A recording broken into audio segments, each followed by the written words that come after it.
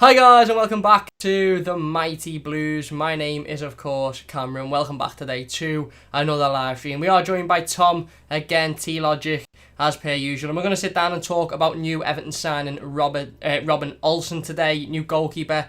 30-year-old goalkeeper signed on loan from Roma, Swedish international, actually played for Sweden over the weekend against Croatia, played a couple of times for them recently on recent international duties as well. So would sit down and would talk about what he offers to Everton Football Club, what he can bring to Everton Football Club, and obviously talk about the competition that he can bring to Jordan Pickford, because I think that's a big talking point when talking about Olsen, is obviously him coming in and providing that little bit of competition that Jordan Pickford perhaps needs, because obviously he is, I wouldn't say, well, I probably would say he's struggling at the moment, especially in terms of confidence and being able to maintain consistent performances.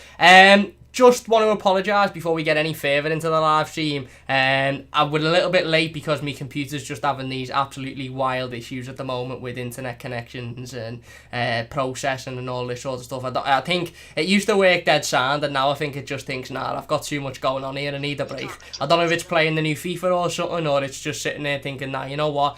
Don't get paid enough for this, but for some reason every time I go and stream the computer just has a nightmare, so you'll have to bear with us. If it goes offline for a few seconds, it should just reconnect itself. If there's any lags in audio and stuff, I do apologise, I can't really do much about it. So now that that's out the way, Robin Olsen signs from Roma, year-long loan deal, 30-year-old goalkeeper. A little bit of a strange one in terms of deadline day, because we were told actually by Carlo Ancelotti and by a couple of quite reliable journalists close to Everton about a week, 2 weeks before deadline day, that Everton weren't interested in a goalkeeper, that Everton weren't going to sign a goalkeeper. Carlo Ancelotti come out and said he's happy with his goalkeeping options. And then of course, we were rumoured with Sergio Romero from Manchester United, Gazzaniga from Spurs as well, but there was always that sort of underlying, well, Carlo said that we weren't interested in a goalkeeper, so are these just silly rumours, are these just paper talk? And then deadline day come, and obviously we signed Ben Godfrey, which we'll talk about a little bit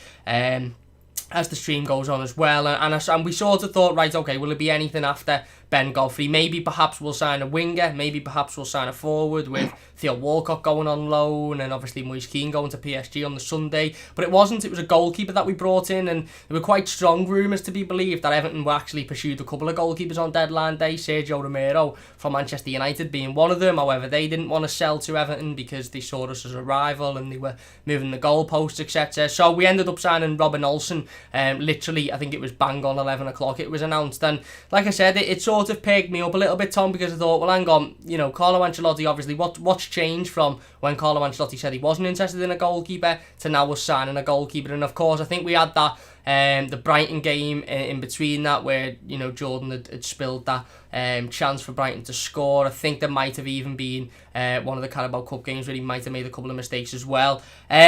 But Robin Olsen's been brought in to provide competition. I don't want to disrespect Robin Olsen and say, no, he's only there to give him a little bit of a kick up the arse, or he's only there to be in the training ground, because he's obviously being brought in with the view that if he needs to play week in, week out, he's good enough to come in and play week in, week out.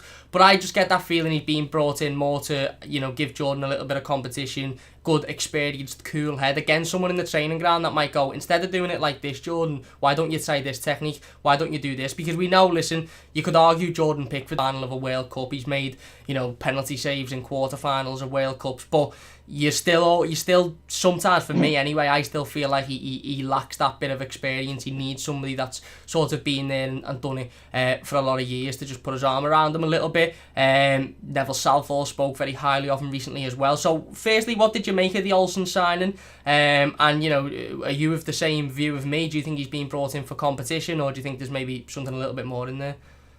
No, I think he's been brought in to basically, if not challenged, obviously challenge Pickford, but potentially probably take over from Pickford, because when you look at Everton and the way Pickford has played and where he ranks in the Premier League with goalkeepers from stats wise as well, he's in the bottom two with Kepa. So the way Everton should or probably are looking at it is, if they just get a middle of the road keeper who's just solid, it bumps them up. It bumps them up the table from where they were last season, and that's all Everton really need at this point. They don't need this like world class, fantastic goalkeeper just yet. Yeah. They just need a solid keeper who's not going to really make many mistakes. I mean, yeah, Olsen did have a little bit of a bad spell at Roma. Not had the greatest start to his Italian career, but then he went to Calgary. He weren't too bad at Calgary, but I thought he. The last 3 games I've seen him have been has been for Sweden, and he's been a consistent for Sweden. I mean, his first game he played against France, he was just solid. I mean, he flapped at one ball, but these keepers seem to do this in this day and age. Punching at crosses seems to be the norm, doesn't it? Obviously, if you get that wrong, it's a bit of a thinking, what's he doing here? Yeah. But no, I thought he was quite fine. I mean, he stays on the line a little bit too much for me when it's sometimes one-on-one situations, but he has got the ability to come out. Probably that Tim Howard syndrome that I used to get frustrated with sometimes with Tim Howard. He used to just stay on his line all the time. In some cases, you wanted him to come bursting out. But yeah, he's 6'5". I mean, he can his aerial percentage is round in the 87.5% range. I think it is from what I'm looking at. So he can be dominant from set pieces if he wants to be. I mean, he's got a physical good frame. Jordan really doesn't seem to have shown that in his past games for Everton. So yeah, I think he's coming in, and if he's consistent and he's not erratic, then he'll start. Yeah. No, I agree, and I think maybe that's where Carlo Ancelotti, looked and addressed the squad in those last couple of weeks of the transfer window, as maybe he looked and thought, well, we do need somebody that can come in and play ahead of Jordan Pickford if need be. Whether that be because Jordan's not in good form or he hasn't got confidence, or even if he picks up an injury. Carlo Ancelotti clearly looked at the 2 other goalkeepers. João Virginia, still very young, minimal experience. I think he's been here 4 years and only played his first game for Everton Football Club against Salford in the Carabao Cup. Jonas Leslie's obviously looked at and thought, well, I can't trust you to go in the Premier League. So he's wanted to bring a goalkeeper in that, like you said, has got that experience, big frame, tall goalkeeper, obviously still playing international level, and Robin Olsen is that goalkeeper. Now, I suppose the question is, for me, I think it was important that Carlo brought in a goalkeeper that was able to challenge Jordan Pickford and that was able to go in there, and not just somebody that could, again, was one of those that everyone looked at and thought, well, okay, you might give him a kick up the arse and saying him, but let's be honest, you're not going to get it in over him. And I think that was why we were looking at Sergio Romero. Sergio Romero was a name that a lot of Evertonians wanted to bring in because he's a very good goalkeeper, not getting a lot of game time at Manchester United. And I think a lot of Blues thought that if Sergio Romero would have come to Everton, he'd have been the number 1 goalkeeper.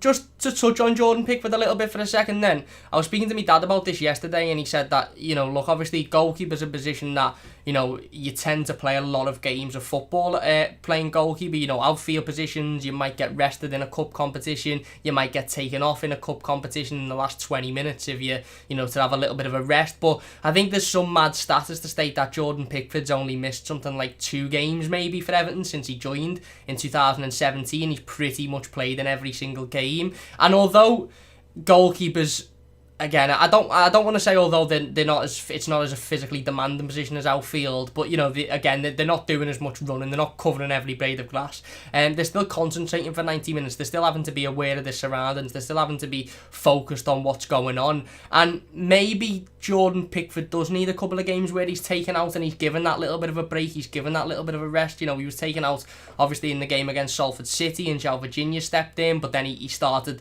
the next 2 Carabao Cup fixtures. Okay, the one against West Ham's understandable because it's a Premier League side. He was left out of the England team the other day, again, probably purely just to give him a little bit of a rest. Do you think that sometimes goalkeepers, even though it's not the most demanding physical position on the pitch in regards to running around for 90 minutes, do you think sometimes they still need a little bit of a break, a game or so off, on the bench or watching from the stands just to clear their head a little bit? Because it's clear when you watch Jordan Pickford's performances, and some of them this season, that he can be quite erratic, and it always seems like there's a lot going on in his brain, and the last thing in his brain is what he needs to do, the Brighton situation, for example. But we said last week, Tom, Jordan Pickford will save you games this season. He was fantastic against Tottenham.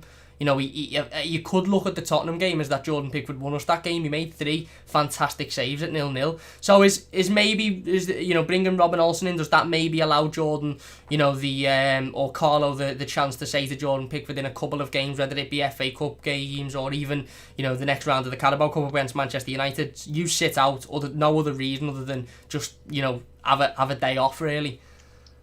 Yeah, I mean, I don't really buy into the thing of to keepers need a break. I mean, it is physically demanding to a certain point, but they're not, as in cardiovascular wise. It's not really exact.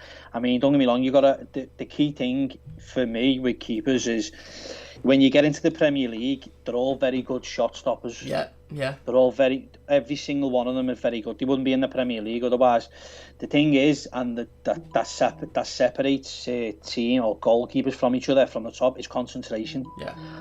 And he's literally proved over the last 3 years he's been here that he hasn't got the concentration. Well, how long do you last there? Because over the last, if you go back to 2018-19, that season, he led to 4 errors leading to a goal. Yeah. 4. That's joint seconds with David De Gea in that personal year. Yeah. So you go to 2019-2020, another 4 errors leading to goals. That's the second highest, just behind Dubravka from Newcastle. Yeah. Then you go into this season and he's already second with 1, and Kepa, who is obviously a horrendous goalkeeper, has proven, is on 2 now. Yeah. So has he improved? To me, no. Yeah. So when you're at this level and where you can see managers like Marco Silva or Sam Allardyce giving them chances because they're at this certain level, but when you get managers in who are world class, who have been to the top, who have won everything, they demand the best. Yeah. So if you can't prove to them in maybe 5 games or maybe half a season at what he actually has had from Ancelotti, probably lucky at the time that he has actually been given that. Yeah. And there's no one else at the club that could probably push him now. Has he proved it to him? No. So it's a cutthroat business at the end of the day. If you're not doing your job, you're out. You don't get mollycoddled and we'll see how you go. And football's not like that, and we all know it. We all know it, man. And it's a fast game. Maybe he goes 5 games and does absolutely brilliant and wins us 3. Yeah. But you just know behind the background that it's inevitable that something's going to happen. And listen, the stats don't lie. It's proven that he makes errors every season. Yeah. So you can't just say all of a sudden he's not going to make these mistakes. Yeah. He's already made 1. Yeah. So he averages 4 a season. So there's another 3 coming, inevitably.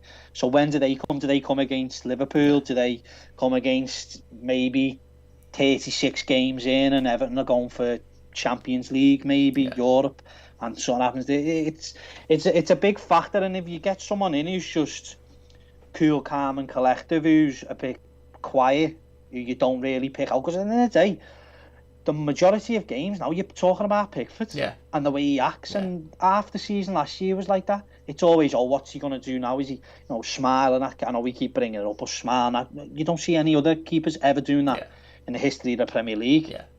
Apart from Schmeichel, who was brilliant, who was allowed to do that. You know what I'm saying? Yeah. So I think it's come to a turning point where Olsen will inevitably get his game. Yeah. Because I think, listen, I was watching the NFL and you look at it, you can sort of equivalent keepers to like quarterbacks, where if they're not doing the job and they're making mistakes, they're gone. Yeah. And that happened on the weekend with a certain quarterback at a thing. As soon as he done one mistake, the coach had him out, gone. Straight away. He sat on the bench. So that's inevitably is what I think Pickford's future is. But then you've got to sort of weigh it up then go, well, if you do bench him and he is sitting on the bench for Everton, are you sort of devaluing him and how do you move him on? Where's he going to? Who's going to come? It checks and balances, but for Everton Football Club, I think the right thing to do now is that they start moving away from Jordan Pickford and start removing that limelight from him.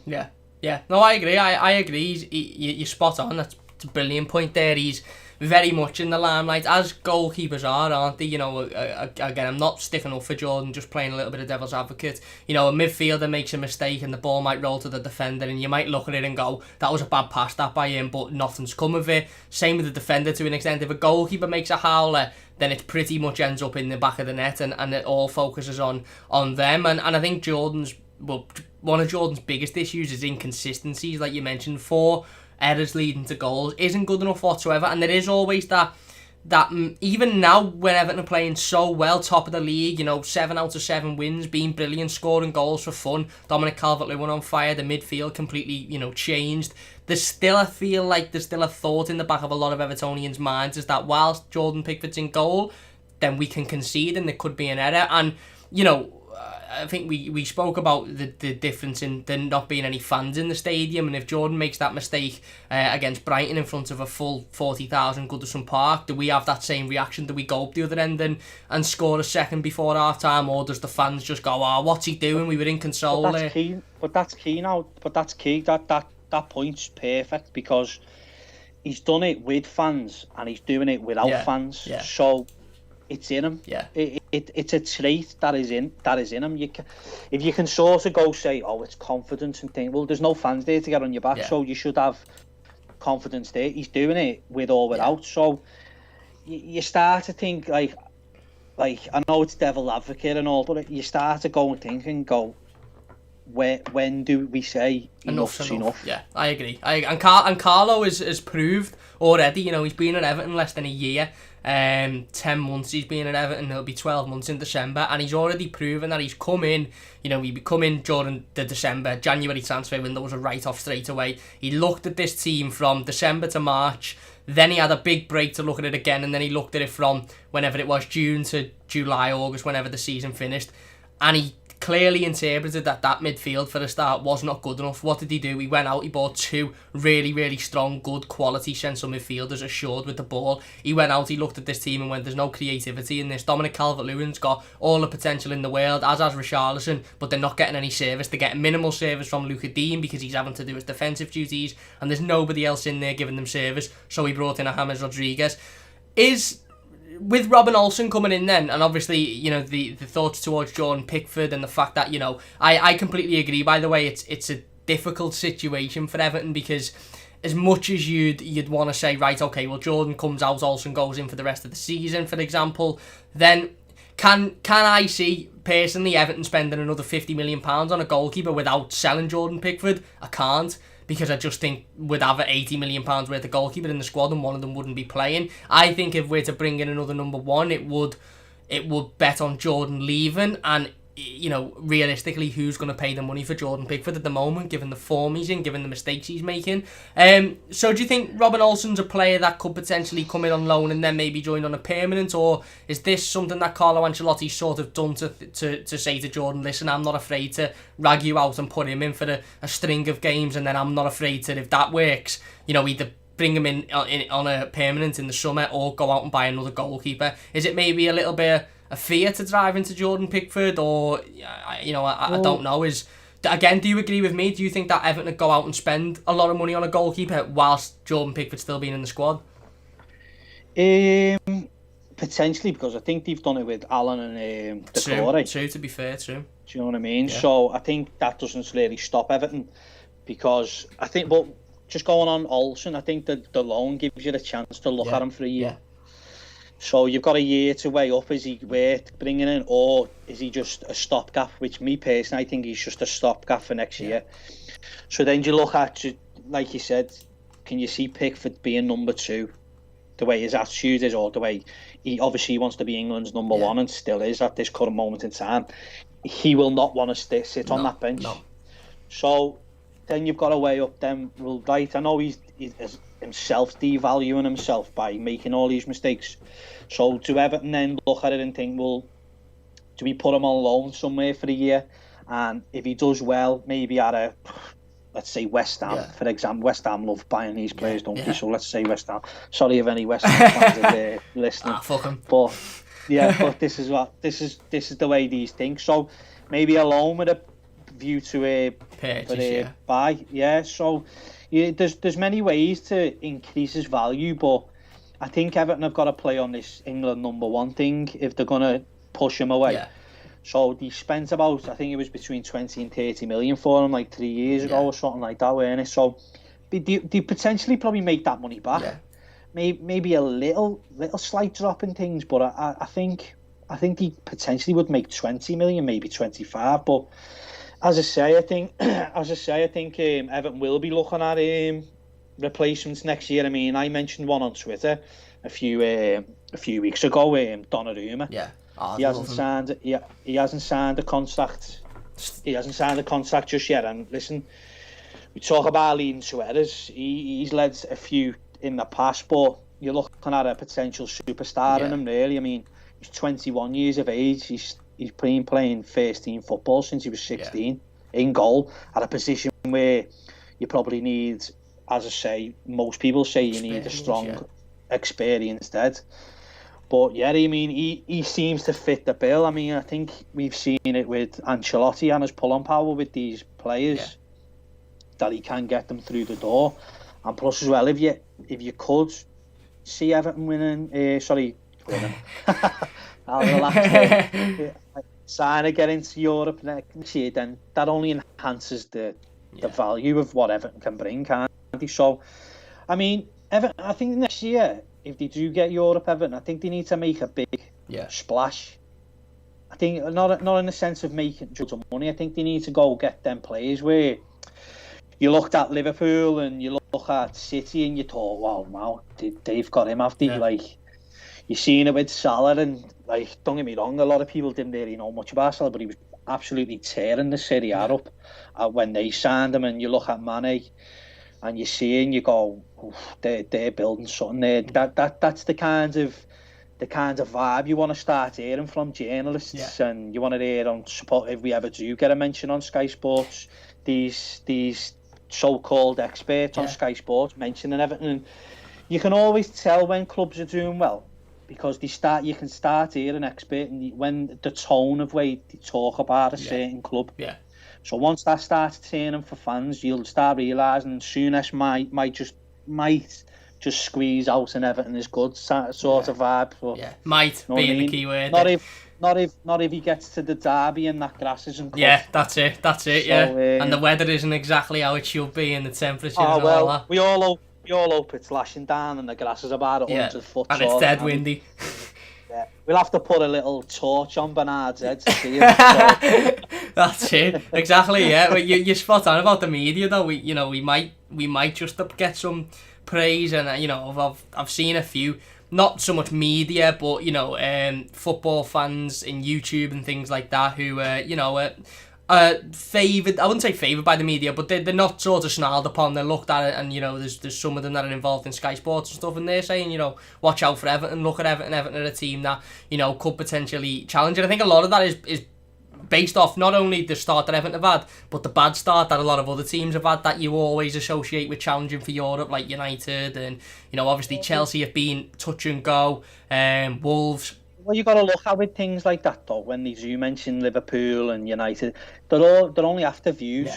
So, listen, Everton are a big club in my eyes, and they potentially are a sleeping giant to many people, but they haven't got the sort of worldwide acclaim that people would tune into just yet. Yeah. But at this very moment in time, they're like the new toy at the moment, Everton. Yeah. So I think they need to act on that. And if they do commercially wise, the way I'm hearing rumours that they're going to be setting up shop in America. New office in Miami or LA, potentially. This has been going on for years, that people in the know, or like people with some intelligence, that they should have absolutely dived on the American. Should have done it with Howard. Landon Donovan. Yeah. So they had Landon Donovan, who was probably one of the best American superstars at that time, who was loved in that country. Yeah. They never really dived on that where I thought they could have, and I'm not sitting there saying they've missed the boat just yet, but maybe now is the time to pull it, and maybe you might see an American player come at Everton at one point, which would be fantastic. Yeah. I mean, they've got some excellent players at the moment. Yeah, they have, definitely. Look, seeing Pulisic go to Chelsea, very good player. Reina, I'm right in saying he's American, isn't he, at Dortmund? Not saying that we could sign him, but... well, funny enough, his contract's up next year. There you go. He's only 17, He's but a good player, Dortmund are good at nailing these youngsters down. But you never know. This is what I'm saying. You gotta obviously they'll have their hands out all through the summer, Everton, but you don't start now and start poking and seeing whether they fancy it or not. Yeah. You never get what you want, really. So spot on. You're spot on about Donnarumma as well. It would be a big statement, wouldn't it? You're right. It's mad to think looking and think about Donnarumma because you look at him and because he's been playing first team football for so long. I was just looking up on social media and the internet the other day and I seen Donnarumma's name mentioned and I thought, he must be about 24, 25 prime age now. I looked and I thought 21. That's mad. And then you look at it and you think he's been playing professional football at a high level at AC Milan for a big club with big expectations since he was a kid. And again, you're right.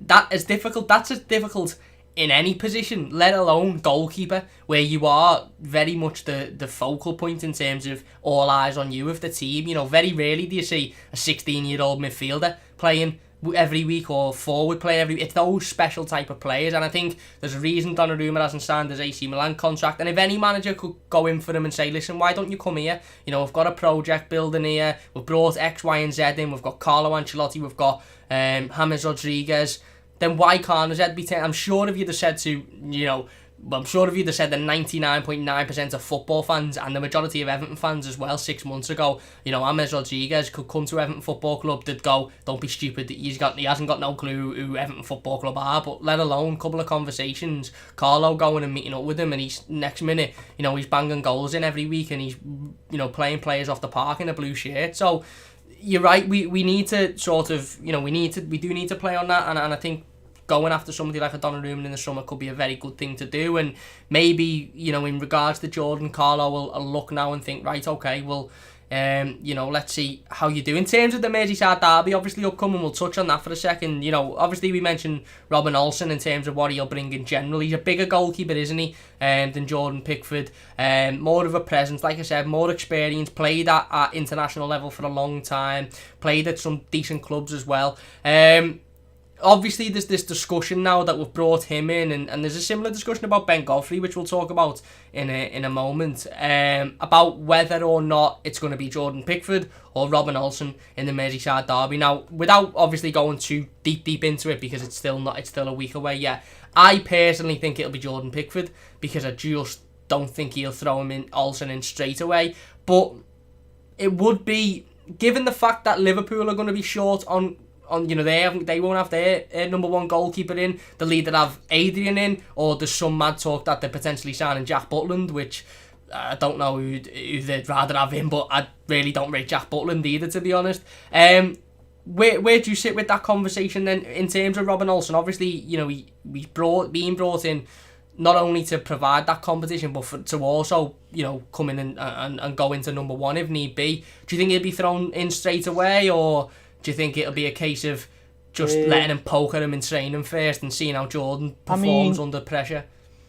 No, I don't think he'll be put in. I'd be very surprised if he got put in straight away. But then the intent of what the manager wants. Then don't you? From that, you could probably put him in and go, well, Jordan, now you've got to prove yourself to me again, or you've got to, or listen, the way you said before, he's got one chance, and if he mucks up, then it's done. Yeah.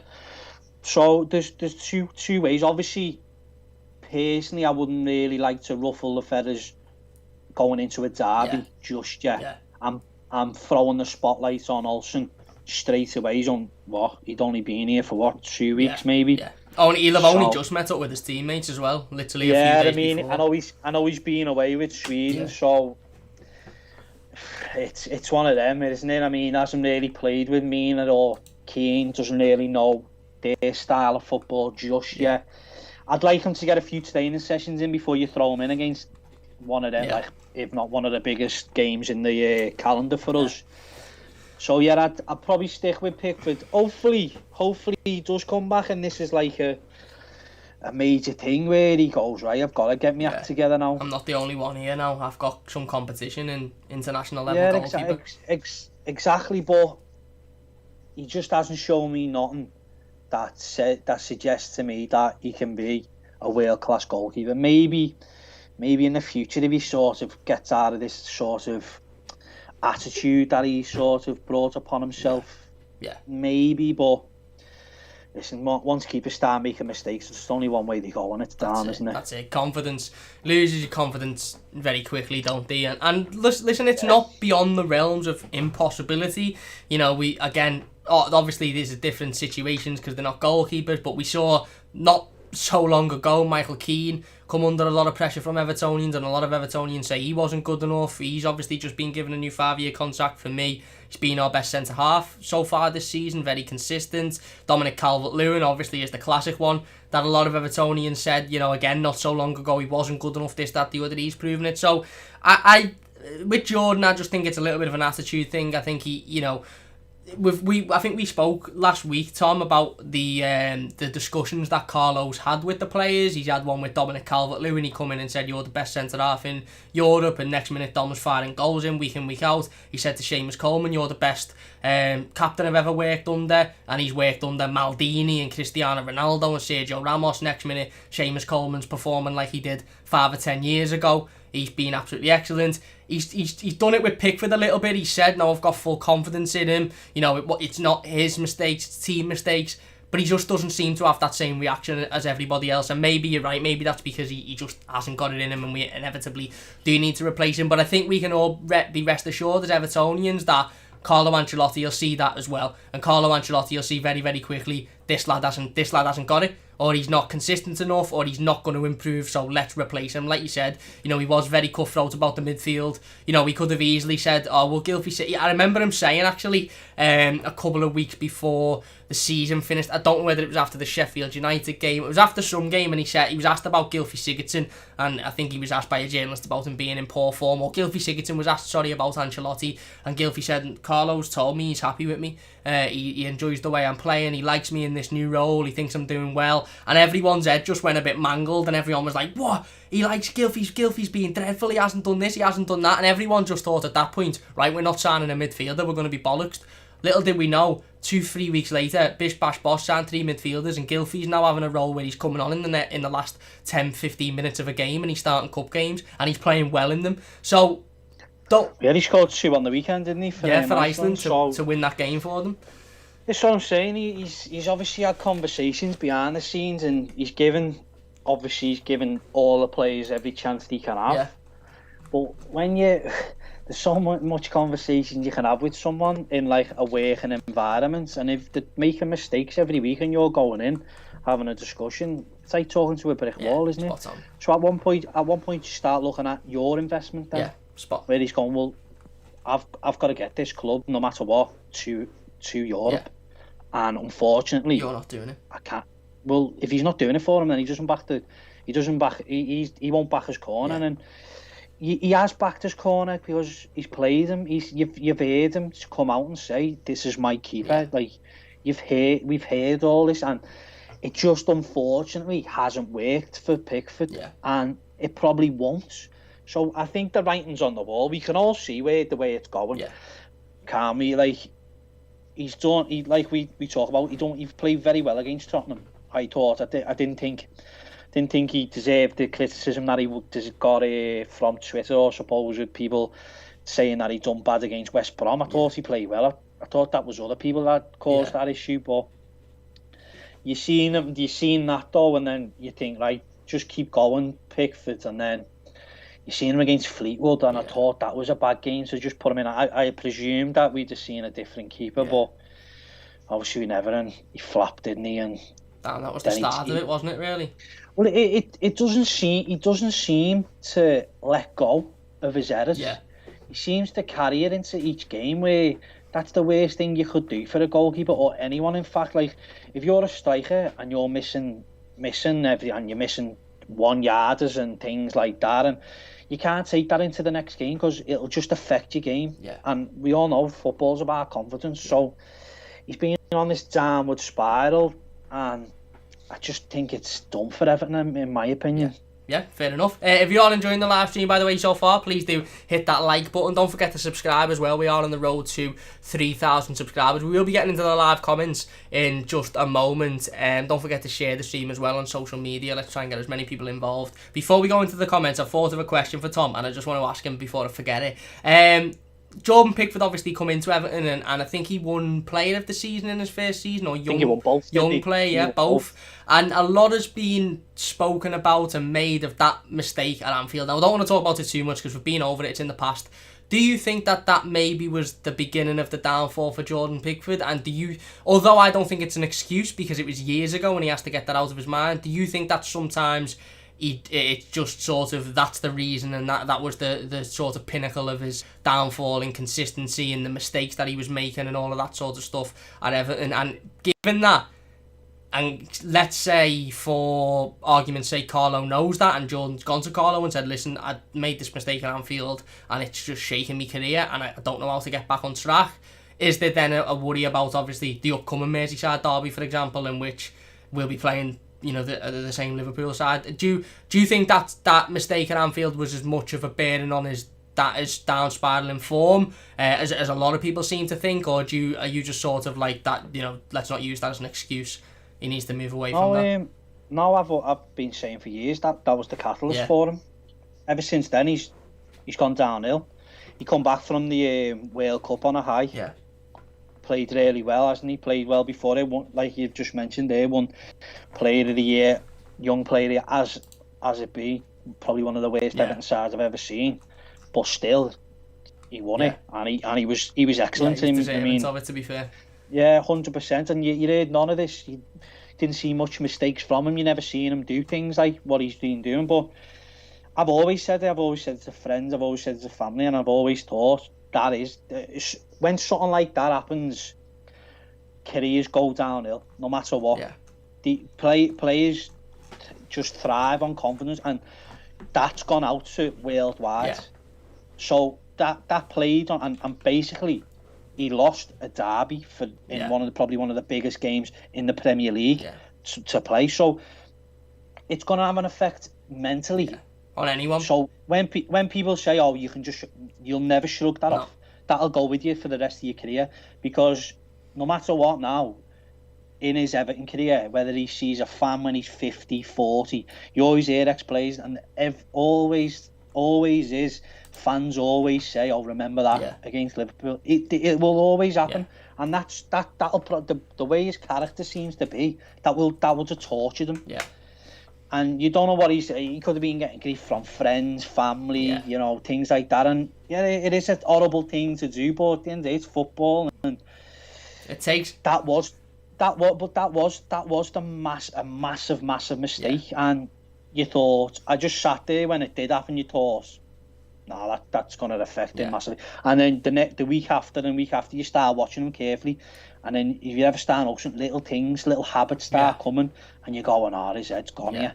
It come after the derby, so I think that you're spot on with that. I think it is that, and that's what happens with players, doesn't it? I mean, if you could go down the years and see players who've missed sitters and things like that, you go, well, that's it. That's career over, isn't it? You don't see many bounce back from horrific things like that, like Sylvain Distin. Yeah, true. Against Liverpool. Do you know what I mean? Yeah. He was terrific for us, but you'll never hear nothing else about that. Yeah. Exactly. Do you know what I mean? Spot on. Spot on, and you're right. It takes a big character to just shrug that off and think, right, okay, I'm just gonna go again. And Jordan, he come out in a lot of interviews after it and a lot of segments, and I think whenever he was asked, and he said, "Oh no, I'm a big character, I'll shrug that off, I'll get me head back in the game." But I always sort of felt like that was him just trying to justify it to himself and try and make himself believe that was the case. But obviously it hasn't, because you did see him, the first season for Jordan Pickford, albeit like you mentioned, we were dreadful that season. We didn't really see any stupid mistakes. He was comfortable with the ball. He's a good shot stopper. Every time it come to him, he done what he needed to do. And after that, which wasn't a dreadful mistake, and if that had been in the 60th minute, a lot would have still been made of it, but it would have been in the 60th minute, I feel like it would not have been anywhere near as worse as the last kick of the game. Well, you've got a chance to get back into the game and things like that, and the way Everton were playing, they were should have won that game. I mean, well, when you think about it, it was a horrendous mistake. But what people don't forget is that Andre Gomez missed a 1 yard header. Yeah. Yerry Mina as well missed a free one off a corner. But that all goes when you do something like that. And this is what I'm saying with like cool, calm, and collective. You can't have an erratic keeper. You just can't have it. It's impossible to think that Michael Keane, Yerry Mina, Coleman, and Dean won't be affected by his antics. Yeah. Of course he will. You hear it all the time. You hear Carragher, you'd always say, as long as I've got confidence in my keeper, then there's no doubt in his head whether he clears, takes it, or not with his decision making. So it's a massive, massive part of the structure of a team. Yeah. And if they haven't got it, inevitably you won't win any. Yeah, spot on. You've seen it at Chelsea now. Chelsea went and done it. Yeah, spot on. I agree. Completely agree. And that's the worry for Jordan. And, you know, obviously, again, I think now we've brought in a goalkeeper that you'd not only look at and think, okay, he's got experience, and you know, but you sort of look at and think, I'd be confident with him coming in and playing number one, and not only challenging Jordan and giving him a kick up the arse, but I think Jordan Pickford will look, for probably the first time in his Everton career, down at the goalkeepers next to him wearing the same shirt as him and think, I need to kick myself up a gear here because he could come in and step in. You know, if he's looking at a 21-year-old João Virginia with one appearance for Everton Football Club, senior appearance for Everton Football Club, he's going to think you're not threatening. And if he's looking at Jonas Lazel, who again has come in and I think played once, twice for the club maybe, and went on loan to Huddersfield, he's probably thinking you're not threatening either. Whereas if he's looking thinking, well, here's Robin Olsen, who's a Sweden international, played the last couple of games for Sweden, you know, played well for Roma, Carlo Ancelotti's personally chose him, and the club were also looking at Sergio Romero, then maybe I need to kick it up a little bit. Which of course is, you know, obviously is hopefully something that either works in his favour. Listen, Olsen's not like this tremendous keeper. He had a bad time at Roma and got sent on loan to Calgary. He weren't bad. Yeah. He weren't bad. He's just a solid keeper. I mean, he's all right with his feet. He can his passing range is pretty good from long range and all that. And obviously Jordan's better with his feet than what Olsen is, but if Olsen brings this attitude where Keane and Mina are comfortable with him, and he's just putting in regular performances, and he's not making daft decisions, saving wise, and then you know you've got to go with that more suitable play. Like I keep saying, you can't have this erratic goalkeeper. You just can't have it. I mean, if he was playing brilliant and he was fantastic every week, then you go, oh, Pickford, then he can do what he wants. But you can't be like that when you're under the cosh. Yeah, that's it. Absolutely spot on. We'll get into the comments then, and then we will go on to talk a little bit about Ben Godfrey, other Everton signing, of course, on Monday.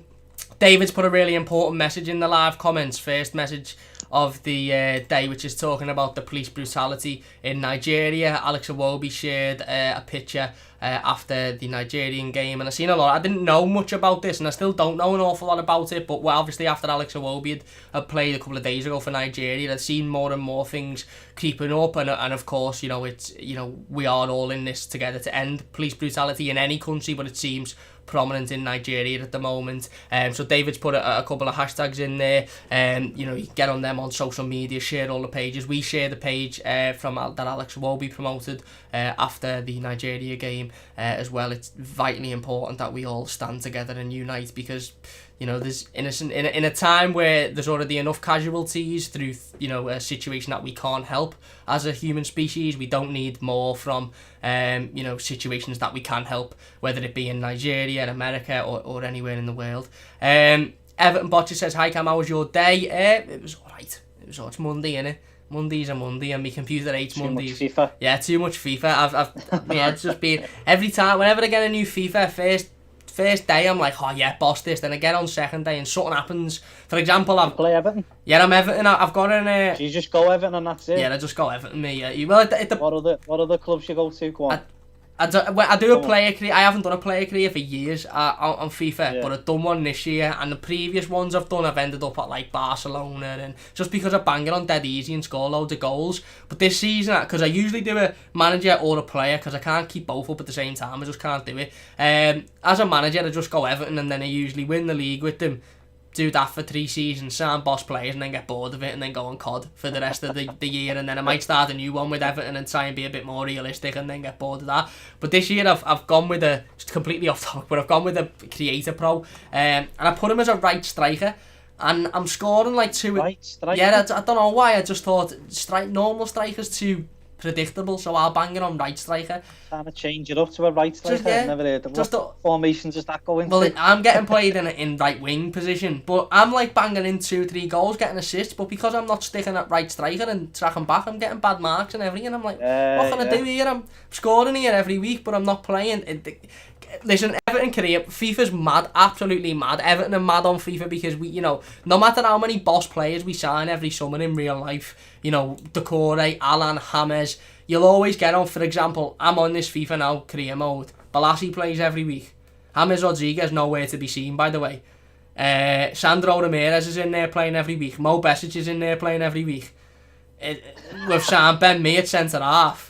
Calvert-Lewin. I thought we'd sold Calvert-Lewin, but he's still at the club because he come on for 5 minutes the other day. Richarlison doesn't get a sniff. Ames doesn't get... What's Lewin's and Richarlison's ratings? I've seen a bit of issues that on Twitter. They're mad, mate. I don't know them off the top of my head. 77 or something, and something about his pace is the same as a defender or something like that I've seen. I don't know them off the top of my head, but I do know that Joe Linton's rated higher than Calvert-Lewin. As in overall? Overall, yeah. I think it's Joe Linton. No, Sebastian Haller is. Sebastian Haller's rated higher than Calvert-Lewin. Calvert-Lewin's had a special card, which is 84, but his base card is 79. Richarlison's 81. I think James is like an 82 base rated when he was like 85 or something last year, because he's joined Everton, obviously. Richarlison hasn't gone up though, has he? No, I think he was the same. How can you be a Brazilian international? 15 banging goals. all kinds of goals in the Premier League and not go up? It doesn't make sense to me. That's it. Someone's not doing the job there, mate. That's it. They just don't watch footy, do they? They just go off what people say on social media, who's boss. That player career mode's terrible. I remember doing one, and I love this. I love starting in Europe or things like that. I always have. That's why I've probably got a career as that I'm doing now. But I started in Norway. I was a centre mid, and like you said there, I was just running ahead and just scoring for fun. And then you come back and go, why am I getting like C grades and that? And then all you got to do is just stay in like a green area. Listen, it's terrible. Boring, isn't it? Absolutely. Listen, if you want to be a centre mid in the Prem, it's terrible. That's what I mean. Don't get me. Wants to be a footballer is real life. I know, yeah, that's it. Hard life, innit? Don't get me wrong. Like, I've got it on proper easy, but I've scored like 18 goals in 6 games or something stupid. Switch the stream off. You've got it on easy. I've got it on easy. The comments absolutely batty. I've got it on easy for one reason, and that's because. It is an excuse. I can't even lie. I think it's on world class now, which is an alright level. But because I didn't play FIFA 20, because I got just one day I just decided that the disc was getting lost. So I didn't play that for like 5 months. So when I got the new one, I thought I will bang it on easy, see if things have changed. And then I was just having too much fun scoring hat-tricks every game, so I kept it on there for a bit. It was enjoyable, but I wasn't playing anyway because Balassi and Sandro were playing ahead of me, and Richarlison and me and Calvert-Lewin and James were sitting on the bench thinking, what's going on? I don't know if you've seen the picture of Ancelotti on the new FIFA as well. How they've made him look. Looks like a mafia recruit. He looks like he's been ran over by the bus.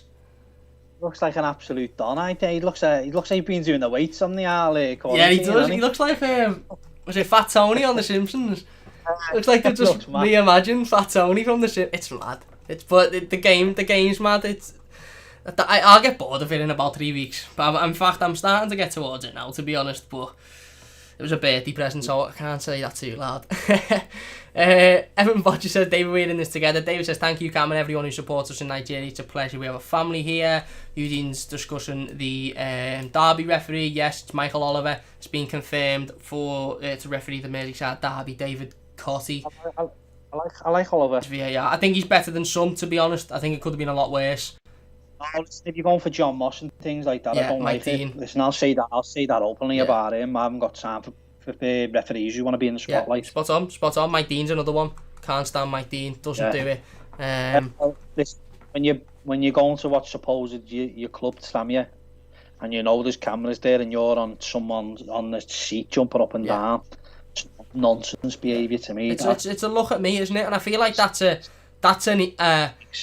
feeling that I think a lot of referees have in this league, is it make it all about me, and that's why when it's VAR, it's I'll check the monitor now. They never used to check the monitor, whereas now it's I'll go over and check. Or it. Just dead quickly on that. I seen that, talk sport did drive me insane. The people that they've got on there, proper grandma gears, Danny Mills and the other divvy who played across the park, Danny Murphy. I haven't got time for people who just say things that try and cause up a stir and don't try and progress the game at all. I mean, he went on for 10 minutes about a rule, and then when VAR's no good, how does that make sense? Exactly.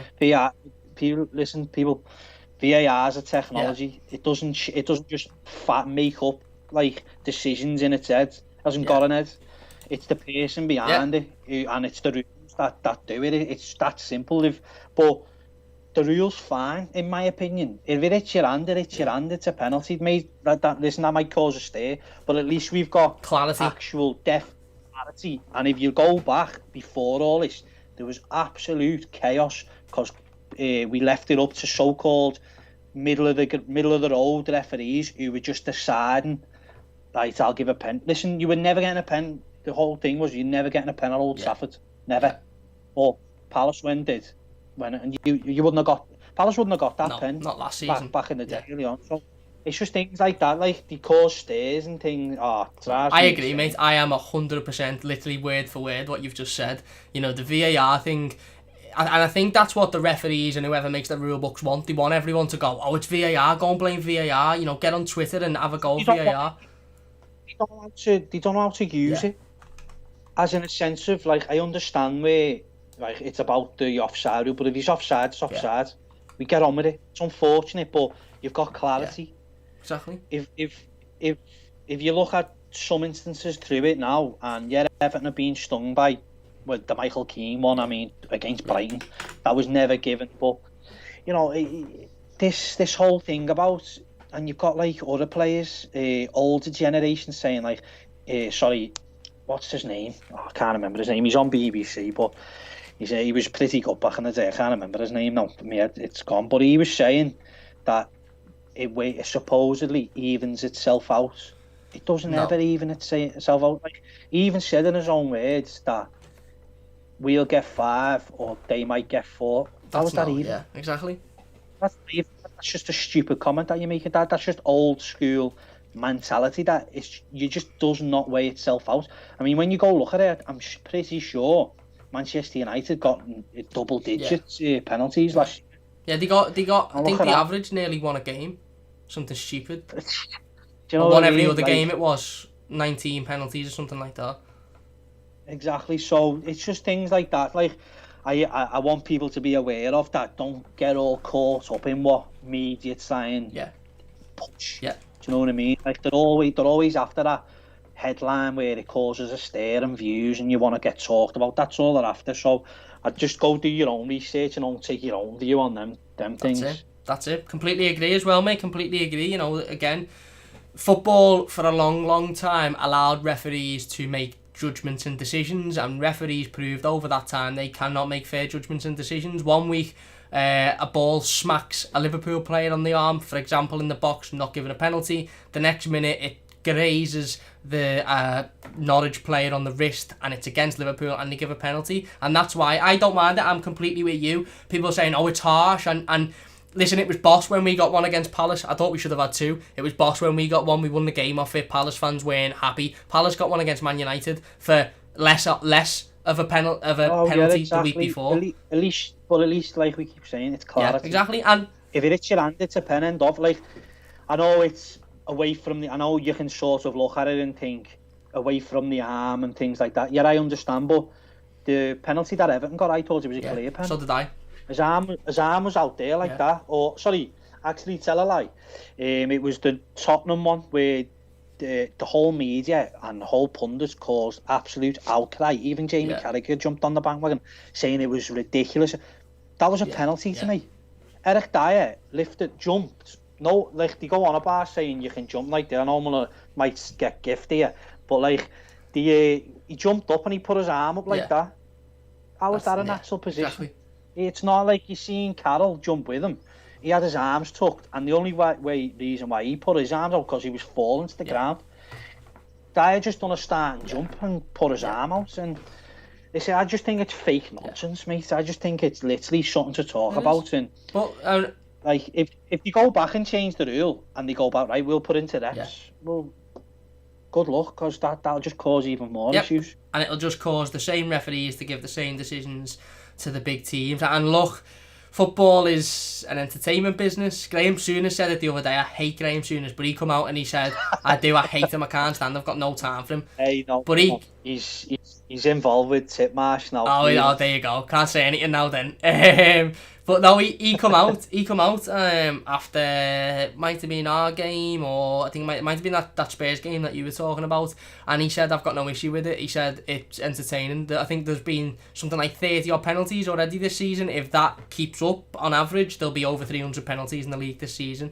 But we're all watching at home, and again, I agree with the rule. I think it needs to be as clear as it, and it will go against Everton at some point, inevitably. Oh yeah, 100%. And we'll be fuming at it at the time. We'll say that's not a penalty, this isn't. But if it goes for Everton on occasions, I don't mind that. I have got no issue with the handball rule. I really haven't, because I think once you start saying, right, okay, it's not a case of everything that hits your hand as a penalty, then you leave the interpretation to referees as to decide what is and what isn't a penalty, and that's when they favour certain teams. That's when they make get decisions wrong, and that's when it becomes even worse than it is now. Same with the offside. Once you say, oh well, a referee can determine whether he's clearly offside or he's not, that's when Man United start getting these decisions week in, week out, and other teams don't get them. If you're offside, you're offside. We scored a brilliant goal a couple of weeks ago. Brilliant ball in by Sigurdsson and Richarlison. Just a little bit offside. It was a fantastic finish, but he's offside. Could have been a brilliant goal, but he's offside. Handball situations, it's a handball. Yeah. Well, I think you've seen issues with the when VAR come in and they brought in the rule of offside, the offside rule, and we seen, didn't we, that goals started dropping in the league. And listen, once, like you've just said, then once entertainment starts dropping, views start dropping. Yeah. So they've got to make it an entertainment sport. It unfortunately, that's what we all watch it for. We don't watch it all to have 20 offsides and 0-0. The fans just don't do that. They're there for chaos, aren't they? For issues, and these people who said like VAR is going to ruin football. I mean, I don't think I've ever heard a dull week since it's been brought in, where they say, oh, it ruins like talking points and all that. I think it's give about 1,000 people content to talk about. Like everyone's non-stop talking about football every week, about VAR decisions and was it right, was it wrong. That's what the Premier League wants, and that's what they're getting, aren't they? So listen, for me, like you said, I agree. Just go with it, and unfortunately, it will happen for Everton. Yeah. Luckily, we've got the rub of the green now, but no one Everton. I reckon about 20 will go in now. That's it. It will go against them. I said this. I think I said that in the Palace game. Michael's donated to the team. We'll just mention that first. He donated £5. Thank you very much, Michael. Really appreciate that. He said I lost against Spurs on FIFA today, but we beat them in real life, so not as heartbroken. Exactly, mate. Exactly. Listen, as long as Everton are winning in real life, I'll just end up lashing me FIFA disc anyway and playing COD. So I can't lash Everton and watch, I don't know, Saving Private Ryan or something, because I've got too much of an emotional connection. Oh no! Listen, I bet you a few of us have been through a few remotes getting smashed left, right, centre. So well, that's funny you should say that. Actually, you're not on your own. Funny you should say that. That FIFA 20 that I absolutely dashed because I couldn't deal with it. I ended up smashing my PS pad. Shouldn't admit this really, because it shows I've got an angry tate to me. But I smashed my PS pad. It wasn't anything mad like you see these YouTubers lashing them at the Mars and that. I just threw it off the floor and it just broke. It was, to be fair, I drop it all the time accidentally, so I think it was coming to its end. And I smashed it. It wasn't smashed to bits, but it was like to the point where I'd need a screwdriver to fix it, and I couldn't be bothered, so I thought, I'll just bang on Argos, get another one. I could not find a PS pad to save my life. 3 weeks I searched up and down the land for a PS. I bought one, which I'm not even convinced is real. It come in a proper PS box, but I'm not convinced it's real. I couldn't find one to save me life, and I was like, why have I just done that? But I still couldn't be bothered fixing the old one, so I bought it. But big thanks to Michael in the comments for the £5 donation. Really appreciate that. Massive thanks to everybody in the comments as well. But yeah, no, I agree, 100% spot on. You know, yes, the rules are stringent and they're tight, but ultimately it means that referees aren't given the chance to make a decision, and I'm all for that because they've proven they can't make decisions. Listen, like, why? Like, personally, like, I can understand fans of so-called like elite teams like Liverpool, Man United, Chelsea or Arsenal wanting the rules to go back, but why would anyone below that want that? Because you're just giving them back the authority to just screw your own team over. Spot on. Like, VAR is basically the stopgap to stop your own team getting screwed over, and we've seen it many times, especially this year.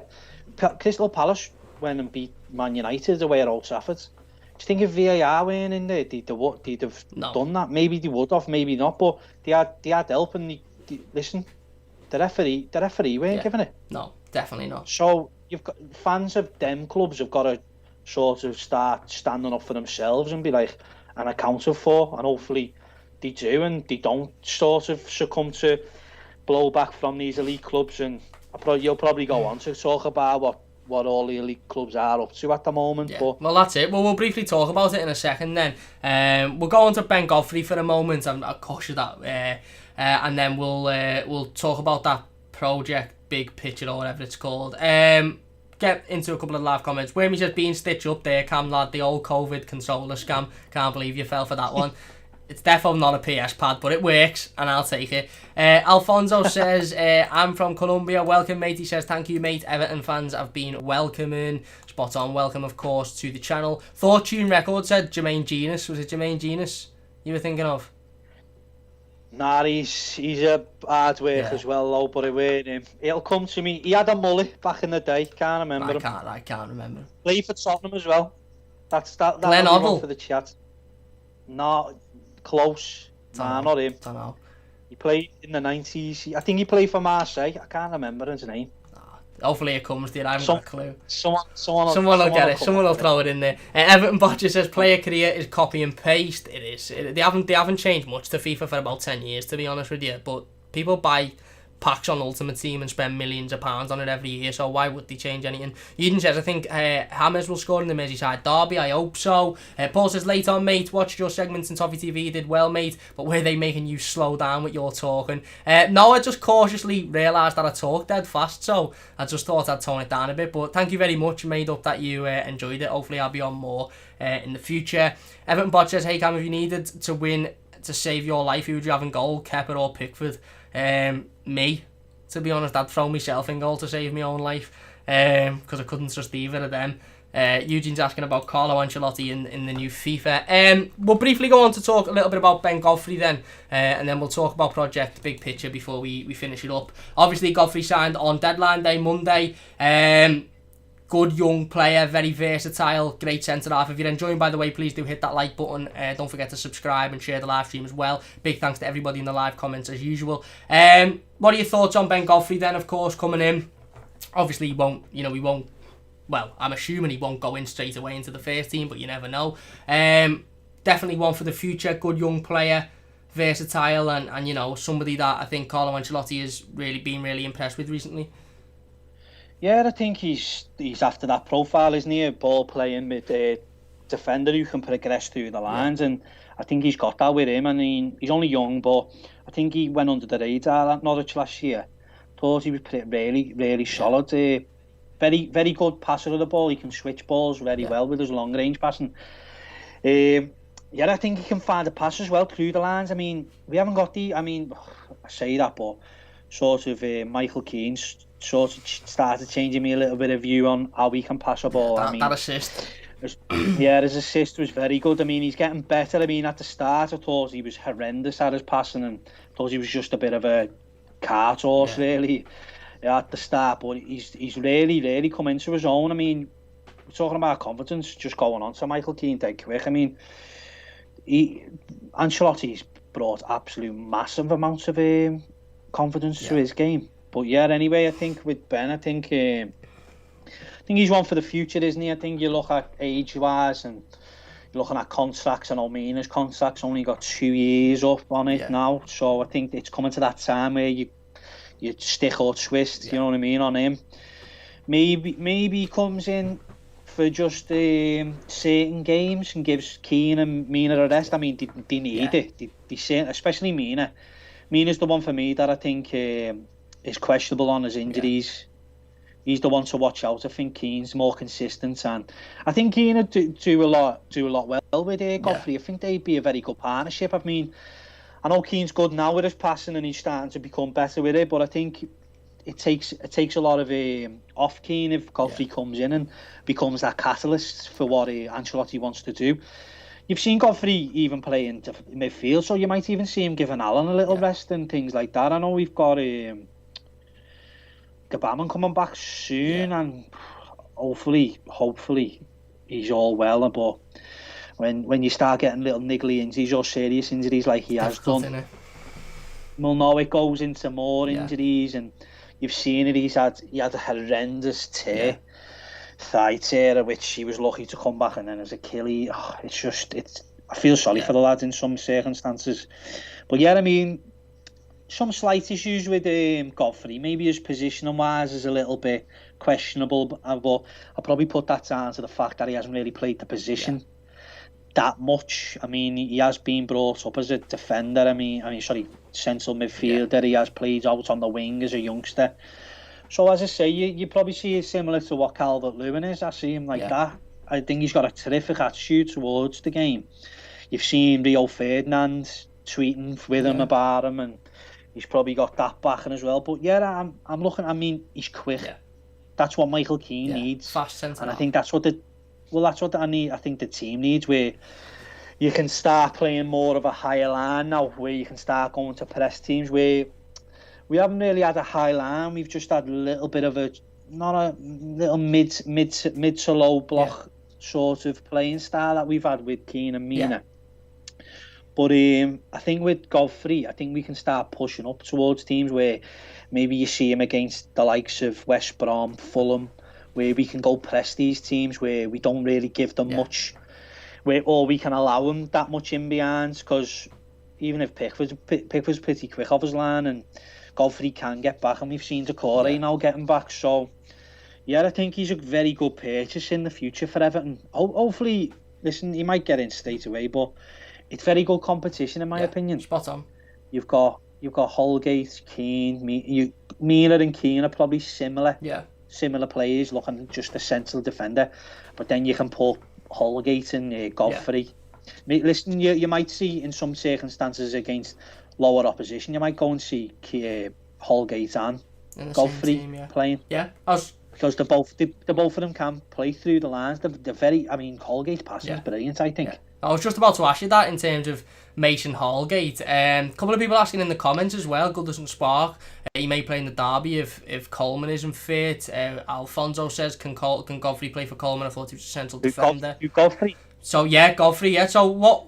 Yeah, you might see that. I mean, you're looking at it. You're not going to give one of the under 23 lads, are you? No, it's Kyle John there, but I don't think he's ready to step in. It's a massive. I mean, sink or swim with careers like that. I mean, we've done it before though in a couple of Merseyside derbies. I remember Tyus Brown stepped in, Matty Pennington. Yeah, well, listen, you might do. It's all down to what they think is right, but you'd assume Godfrey would go right back, and I think he'll be solid. I think he will be. I mean, look, listen, as long as you've got Keane and Mina and then Allen and Decore covering you can sort of listen. You might even see Davies go right back.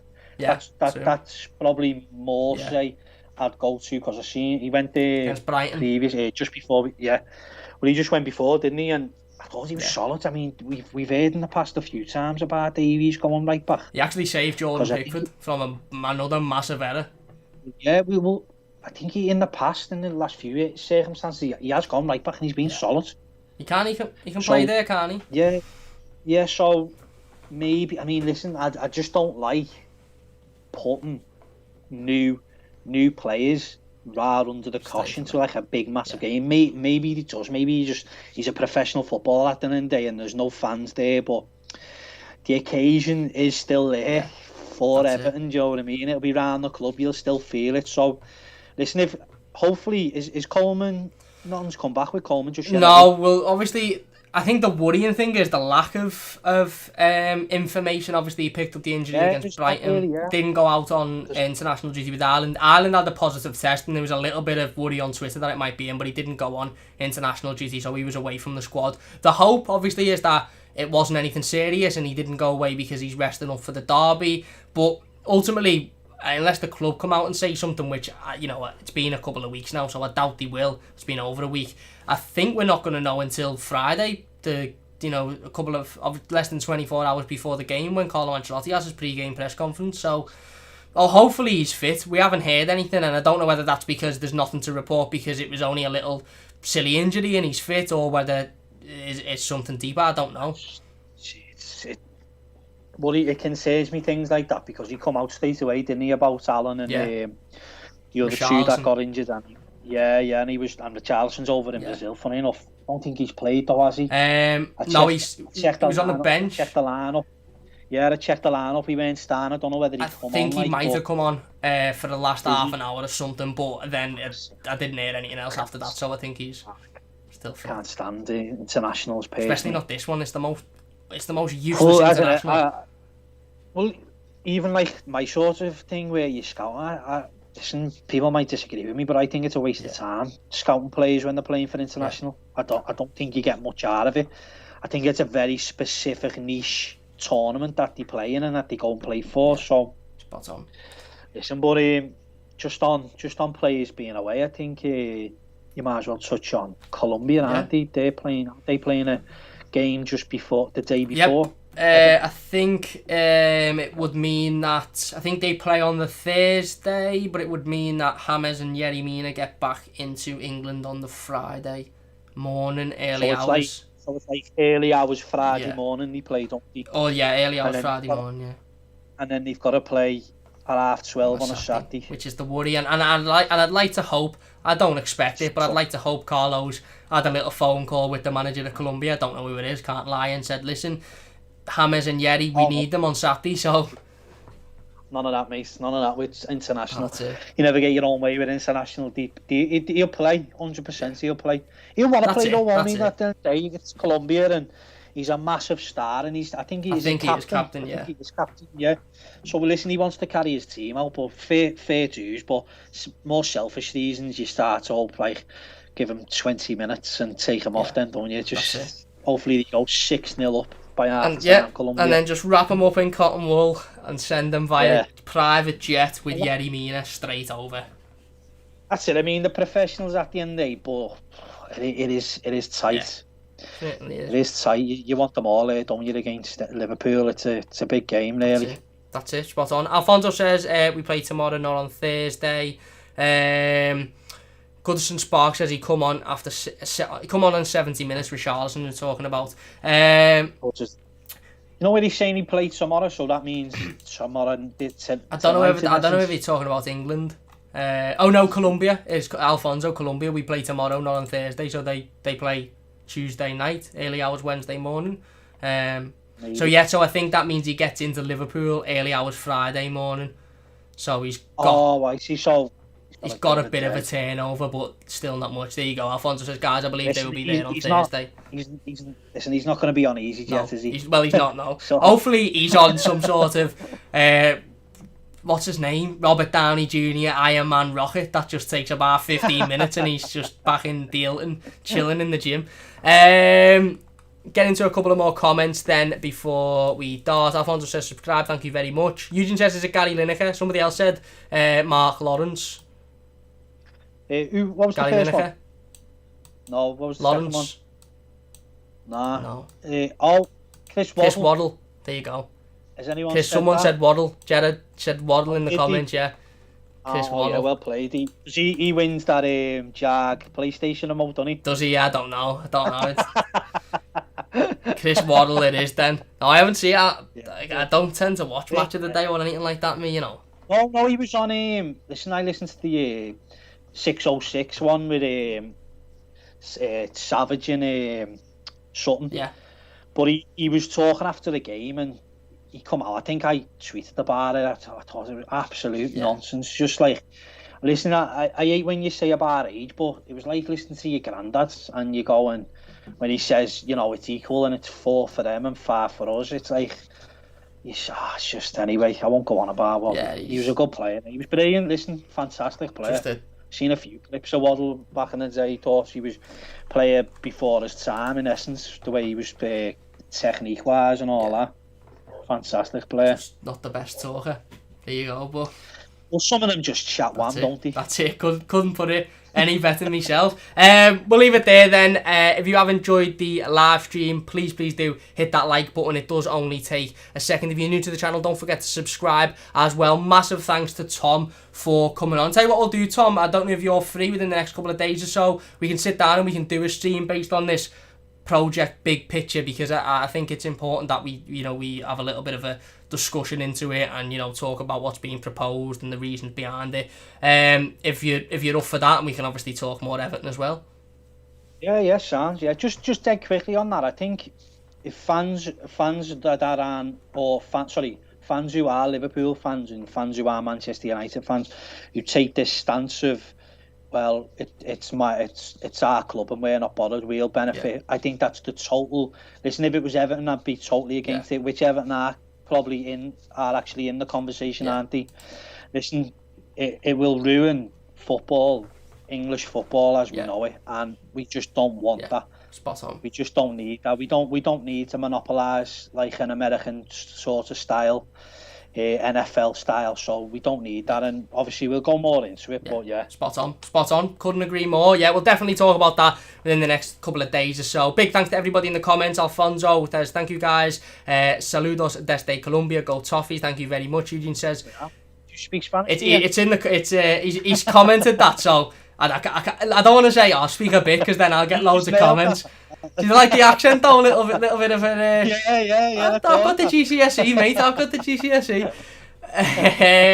Big thanks for watching. Like I said, really do appreciate the support. Massive thanks to everybody in the live comments. If you're watching this YouTube video, please do leave your thoughts in the comment section down below. Don't forget to hit that subscribe button. We will be back on Wednesday, 5:15 PM. Don't forget to check out Tom and Insight Markets in the description down below. Check out all the brilliant work that Tom does over there, of course. Big thanks for watching. Please do leave a like and subscribe if you are new, and we'll see you soon on the Mighty Blues.